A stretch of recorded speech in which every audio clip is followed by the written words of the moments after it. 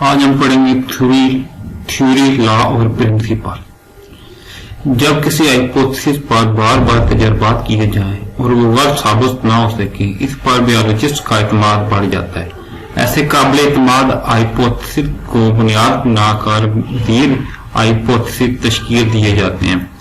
इनको दोबारा तजर्बाती नताइज से साबित किया जाता है।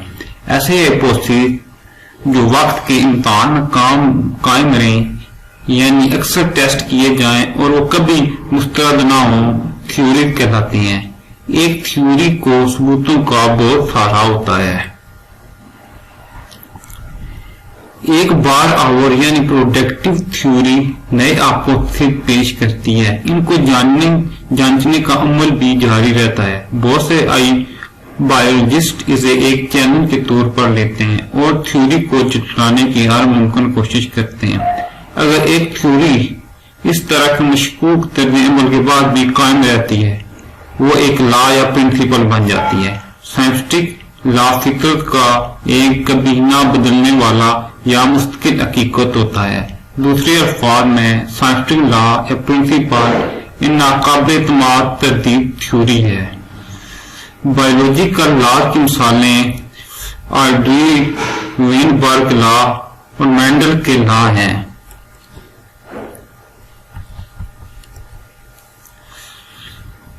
बायोलॉजिकल प्रॉब्लम अपनी समझ पर मुस्तकिल हों और अपने दिमाग को इस्तेमाल करें, लेकिन सिर्फ मुशाहिदा करें, वज़ाहत की जरूरत नहीं। मुशाहिदात, इसको बताता है मुशाहिदात। एक ऐसे जवाब का सोचें जिसकी कोई मंतक हो, हाइपोथेसिस नताइज ना बनाए, बल्कि अगर और तब को इस्तेमाल करें और तजर्बा का प्लान बनाएं। डिडक्शन की बात है। कंट्रोल ग्रुप, तजर्बाती ग्रुप, इसके बाद तजर्बात होते हैं। तजर्बात के बाद डाटा का तज्जिया और डाटा तरतीब देना होता है। इसके बाद नताइज का खुलासा, अगर साबित ना हो, अगर साबित हो जाए तो नताइज की रिपोर्टिंग करते हैं, सेमिनार होता है, बहस होती है। इसके बाद मजीद टेस्टिंग होती है, इसके बाद थ्योरी बनती है। थ्योरी को मजीद टेस्टिंग के बाद वो लॉ प्रिंसिपल बन जाता है।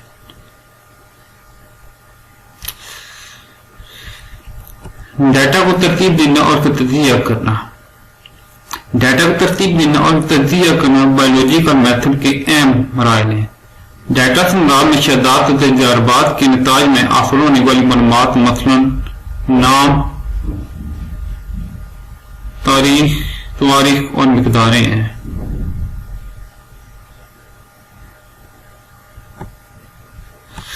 डाटा को तरतीब देना, हाइपोथेसिस को तश्कील देने और फिर टेस्ट करने के लिए साइंसदान डाटा इकट्ठा करते हैं, इसे तरतीब देते हैं। कोई तजर्बा करने से पहले साइंसदान के लिए डाटा इकट्ठा करने के तरीके बयान करना बहुत आम है।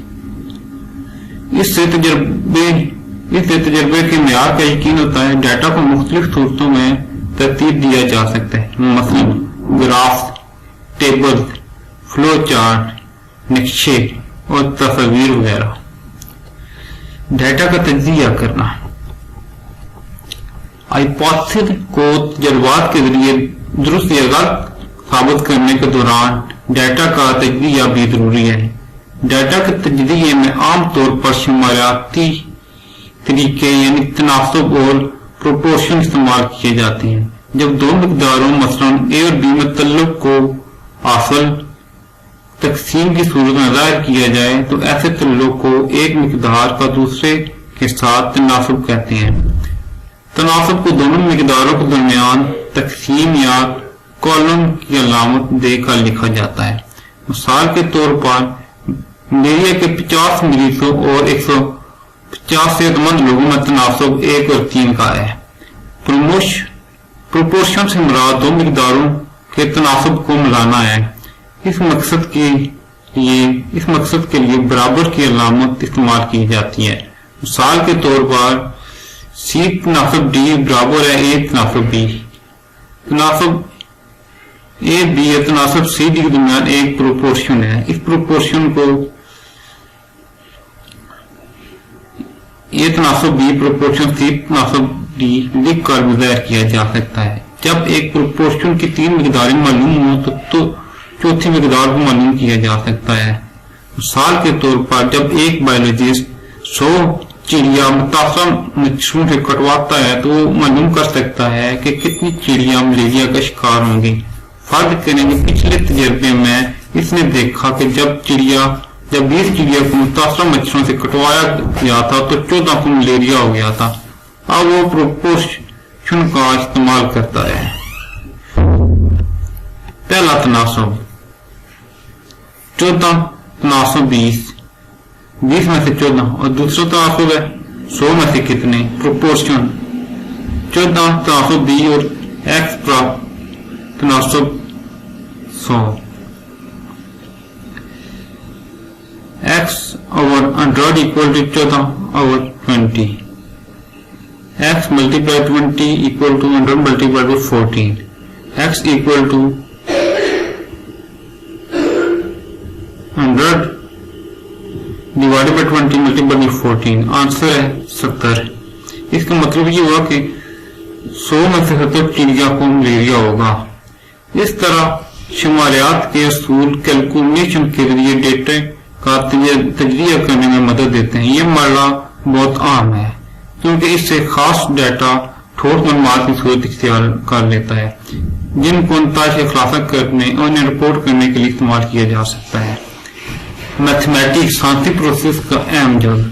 بایولوجیکل پرابلم کو حل کرنے کے لیے بایولوجیکل میتھڈ میں اطلاعاتی میتھمیٹکس کو بھی استعمال کیا جاتا ہے۔ جین تلاش کرنا، پروٹین کی ساخت معلوم کرنا اور ارتقاء کا دورانیہ معلوم کرنا چند اہم بایولوجیکل پرابلم ہیں جن میں میتھمیٹکس کا علم استعمال ہوتا ہے۔ بایو فارمسٹ سے مراد بایولوجیکل ڈیٹا تجزیہ کرنے کے لیے کمپیوٹیشنل اور شماریاتی تکنیک استعمال کرنا ہے۔